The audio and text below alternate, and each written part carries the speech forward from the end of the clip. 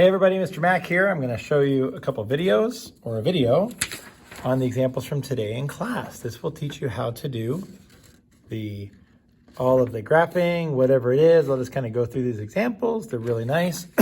Number one, what we're going to do is figure out how to find all increasing, decreasing, concavity, everything from a given equation. I will just do these in order and you can go to whatever part of the question you want to. So I'm going to make my own sign chart. I really want to be able to create these sign charts from whatever it is that I've begun with. So first thing, first derivative. First derivative is 3x squared minus 12.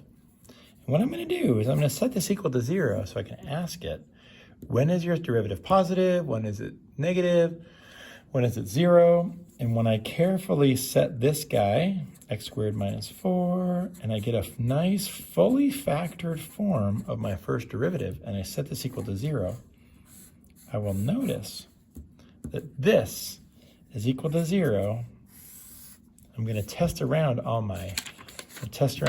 my critical points. Critical points are the places where the slope of the derivative, where the derivative is equal to 0, -2, and +2. Okay, so here we go. There is a 0 slope at -2. There is a 0 slope at 2. -2 and 2. Nice big chambers. It is guaranteed to be the same slope between both critical points because if the sign of the slope changed somewhere in between here, it would have to have a 0 in between, thanks to intermediate value theorem. Now, what I'm going to do is I'm going to plug in random values in this entire, I'm going to start over here on the right. Find a value bigger than 2. I wonder what it is at 3, let's say.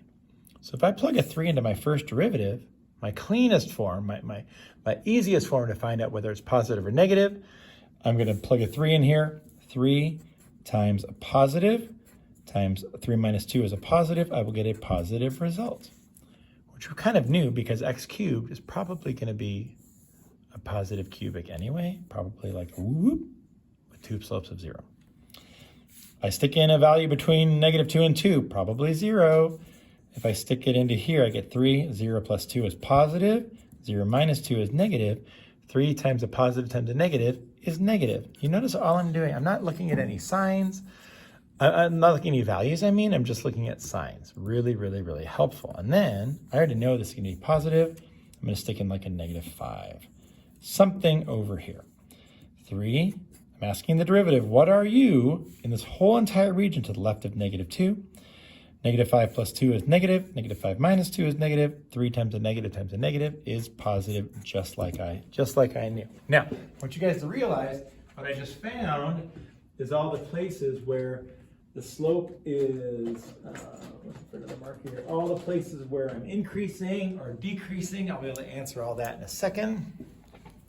But I'm going to go ahead and take the second derivative and find out where I have concavity changes. Second derivative is 6x minus 12, rather. Now, the nice thing about, nope, that's not right. 6x.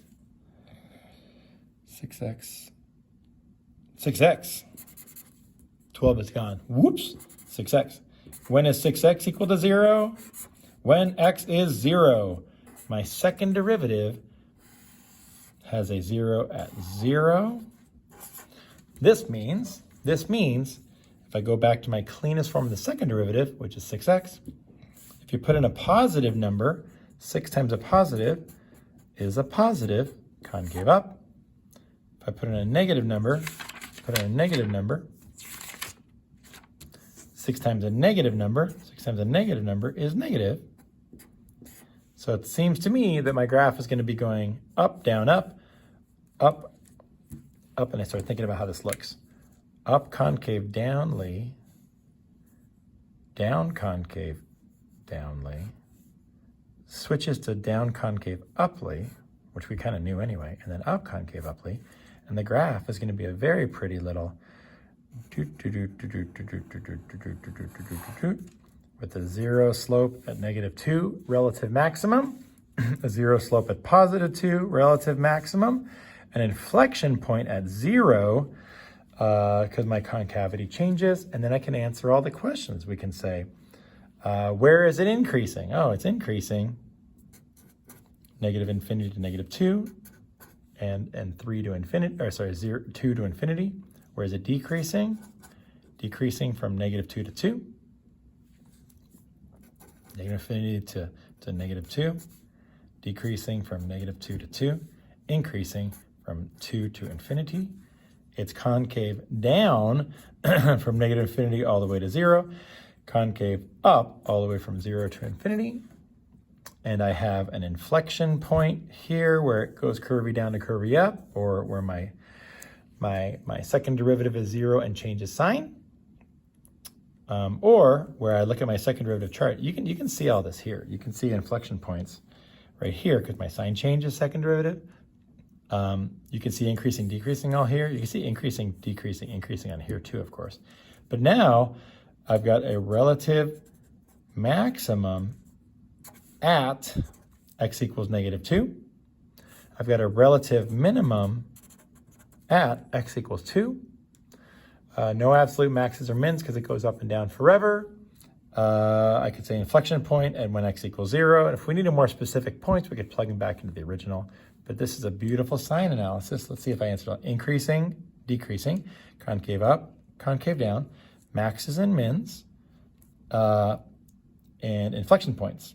And there we go. So there's number 1, a nice clean cubic. But what if it's a little more complicated, like a quartic? Ooh, you mean like number 2. Class example, number 2. Number 2, it's a quartic, okay?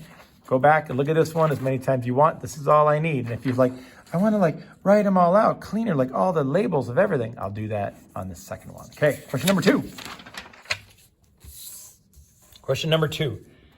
The equation is f of x equals x to the 4th minus 6x squared plus 8x plus 8. Have you ever wanted to make a beautiful quartic very specifically? Yes.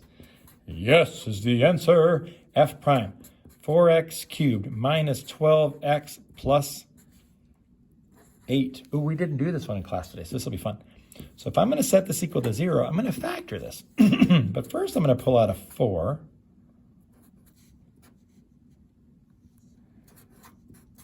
Ooh, this is on demand. This is fun. Now, I got to think about this for a minute. Because this guy here, oh, we weren't supposed to do this one. I was supposed to save this one. Keep that. I'm going to save this for Friday. Because we're going to do, well, thinking. I really want to save 2 and 4 for Friday. So, pause. Because that's a really nice one. If you're curious and you want to keep going on number 2, put in a value of positive 1, because that'll be one of your zeros, then you can find the other ones. Number 3, just kidding. Number 5. Okay, so number 5 we did in class was f of x equals x to the 2/3. Now this one's kind of fun. This one here is kind of fun because we need to make sure that there's going to be some sort of, this isn't one that we know automatically, like this guy, oh yeah, Mr. Math, that's a positive cubic. Everybody knows that. Everybody knows what a positive cubic does. Look, okay, this is fine. X to the 2/3, not so obvious, not so obvious. So let's go for it. I don't know what's going to happen. Well, take the derivative, it'll tell you. X to the 2/3 derivative is 2/3 x to the negative 1/3. You're like, I don't know what's going on with that. Exactly. So if you rewrite this as 2 over 3x to the 1/3, which it is, and you ask it, hey, first derivative, when are you equal to 0? Hey, first derivative, when are you equal to 0? It'll say, never. But a critical point is a place where the slope equals 0 or fails to exist. And we know that x does not equal 0. X cannot equal 0. The derivative does not equal 0. It cannot equal 0 on the bottom. So I'm going to make a barrier around the problem at 0. This dashed line, some sort of issue going on. Maybe it's domain restriction. Maybe it's some sort of non-differentiability. We're about to find out. We know it's continuous because you can raise any number to the 2/3 you want to. Oh, I almost gave something away. Okay. If I stick in a positive number, 2 over 3 to the any cube root of a positive number is positive, it's going up. If I have any negative number, 2 over 3, cube root of a negative number is negative, it's negative. So you're like, oh, look, maybe it's absolute value down to a problem up, but it's not because that's a different graph. But the second derivative holds the key. Now, by the way, we already know where the function is increasing. It's increasing from 0 to infinity. We already know the function is decreasing from negative infinity to 0. We already know these because of this. That'll be confirmed in a minute. We even know that there's a minimum at 0, 0. There's a minimum of 0 at 0 because if you plug in a 0, you get 0, 0. But we don't know the shape of it yet, so I'm going to leave that thought for a minute. Now, let's go to the second derivative. Let's find out about concavity, shall we? Okay. I don't really feel like quotient ruling. I don't really feel like 1 over somethinging. I'm going to go power rule from up here. And if I take the derivative of this, I get a negative 2/9 x to the negative 4/3. Do I not? Negative 1/3 minus 1 is negative 4/3. But when I rewrite this very carefully, I said this in class today, I really, really, really love this 4 because no matter what goes into x, I'm going to be squaring it twice. Squaring it twice. Negative 2 over 9 x to the 4/3. No matter what goes into here, it's going to end up being positive. So I'm going to test around my potential problems or zeros. This is never equal to 0. This is never equal to 0. But here's what it is. X can't equal 0 for sure because I'd be dividing by 0. So I'm going to make this right underneath it. I'm going to make the same issue at 0. But now, negative 2 over 9 times a positive, always positive, is positive. Negative. Negative divided by a positive is negative. If I put in a negative number, negative 2 over, hey, isn't a negative to the 4/3 also positive? What?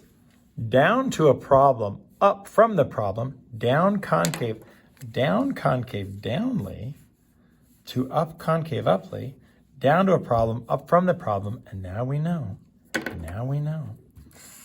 that this graph is going to go down concave downly to the problem, continuous up concave downly from the problem, and this is why x to the 2/3 looks like it does.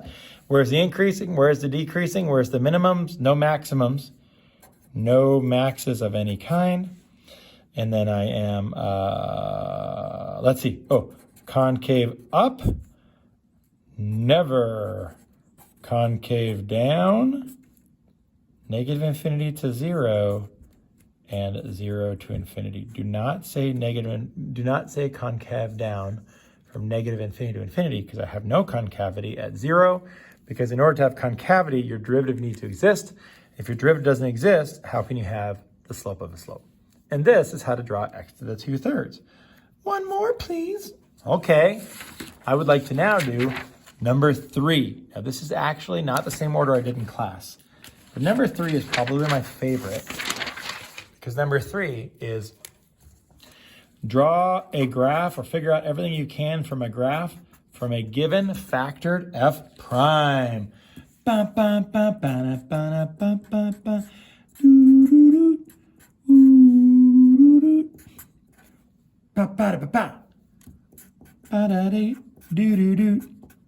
Tonight on SportsCenter, graphing graphs from f prime. Wouldn't that be great if that's what SportsCenter actually was? The answer is yes. Okay, if I've already given you this, and I say, when is this equal to 0? And you say, I'm so thankful I didn't have to take the derivative and factor it. If I've already given you this, you're just going to start with a sign chart. What are my zeros? Negative 4, negative 1, 0. So the slope is 0 at negative 4, at negative 1, at 0. The slope is 0 at 3. The slope is 0 at 5. 1, 2, 3, 4, 5, 6 chambers. 1, 2, 3, 4, 5, 6 chambers. Now, let's think for a moment, shall we? It seems to me, this is like in my mind, I'm thinking, I'm looking at this and I notice that f prime is a 1, 2, 3, 4, 5, 6 degree polynomial. That means my original function was a 7th degree polynomial. That means my second derivative will be, you guessed it, a 5th degree polynomial, which means I could have at most 5 inflection points, at most 6 slopes of 0, at most 7 zeros. But it's a positive, so I already know that a 7th degree function ends up and would start down because it's an odd. So you can do some other in the middle. Something else I want you to notice here. I'm about to do some sign testing. So I'm going to stick in like a 6. I'm going to use a different color. Okay, so if I stick in a 6, isn't this a positive times a positive times a, always positive. Anything squared is always positive. 6 minus 3 is positive. 6 minus 5 is positive. They're all positive. The end is going up. I knew that, Mr. Mac. Okay, good. But I want you to notice a little nuance here. If you're right around 5, if you put in a 5.1, these are all positive. But if you put in a 4.9, this one is now negative, but all the other ones stay the same. So I'm going to pick like a 4. A 4 gives me a positive times an always positive times a positive times a negative. That's a negative. And we could have seen that coming because we know the sign changes around a single root. Now I go over to here. Give me a number between 0 and 3. 1. Okay, 1. 1 goes into here, gives me a positive, an always positive, a negative, and a negative. Hey, positive, negative, negative is positive going up.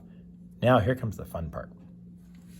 If you actually plugged in and like a negative a half or something in here, this sign is not going to change. These will stay the same at a 0.1. But a 0.1 squared and a negative 0.1 squared both give me a positive. I think this is going to be positive. Check it. Okay, let's stick in a negative a half. Negative half plus 4, positive. Negative half plus 1, positive. Negative half squared, always positive squaring. Negative half minus 3, negative. Negative half minus 5, negative. Positive, negative. Still positive. What? Hey, we found a saddle point. Saddle point, max, min. Any guesses? Negative? You're right. It's going to be negative because if I stick in like a negative 3, let's say, negative 3 plus 4 is positive. Negative 3 plus 1 is negative. Always positive. Negative 3 minus 3, negative. Negative 3 minus 5, negative. Odd number of negatives, negative. Doesn't a 7th degree start at da. So this should be positive. And you know it's positive because if I put in a negative 4.1 or a negative 3.9, this is different results. So let's put in a negative 5. Negative 5 plus 4, negative. Negative 5 plus 1, negative. Negative 5 squared, always positive. Negative 5 minus 3, negative 5 minus 5. 4 negatives, positive.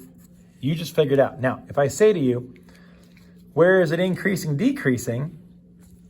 Well, it's increasing. Here. It's increasing, it's decreasing. It's increasing, this whole time, because that's a saddle. It's decreasing and it's increasing. You could say a different level, like negative 4 to negative 1, and blah, blah, blah.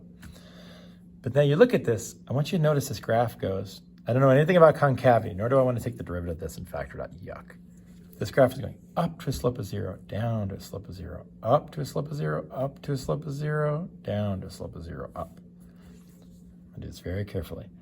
Up to a slope of 0, down to a slope of 0, up to a slope of 0, up again to a slope of 0, down to a slope of 0, up, just like I thought. And look, there's a maximum at negative 4. I saw that here and here.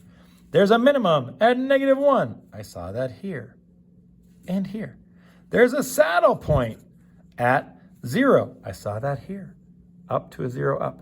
And I see that here. There's a maximum at 3. I see that here. I see that here. There's a relative minimum at 5. I see that here. I see that here. So we have relative maxes, relative min, relative max, relative min, saddle. Now remember a minute ago when I said, find where it's increasing. There it is. Find where it's decreasing. There it is. Find where it's concave up. I can't. Find where it's concave down. I can't. I can see.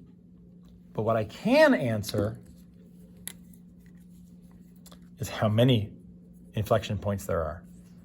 And if you draw it correctly, there's one there for sure. Every saddle point is an inflection, but I missed one, right? Concave up to concave down, there's one there. There's another one, see concave up to concave down around here. There's got to be another one right in here. So there are 5 inflection points, as there should have been, maximum anyway. Doesn't have to be 5, of course. But I go up, down, up, up, down, up. And now, I want you to notice something here. We have now answered a question, a graph analysis from a first derivative chart. We make the chart for it. We did a derivative analysis from a given function where we take the derivative, set equal to 0, find my critical points. Take the derivative, set equal to 0, find my potential inflection points. Or a nasty-ish one that has some sort of issue going on that we get out of the first or second derivative. So there is example 1, example 3, example 5 from today. And this is what we did during class today. If you missed it, or if you just wanted to watch it again, thank you so much. And replay this video as many times as you want to see if you can understand it. I will do the solutions to 1 through 6. This is the homework, 1 through 6. We'll talk about 2 and 4 during class on Friday. All right, thanks everybody. Those were fun. Talk to you soon.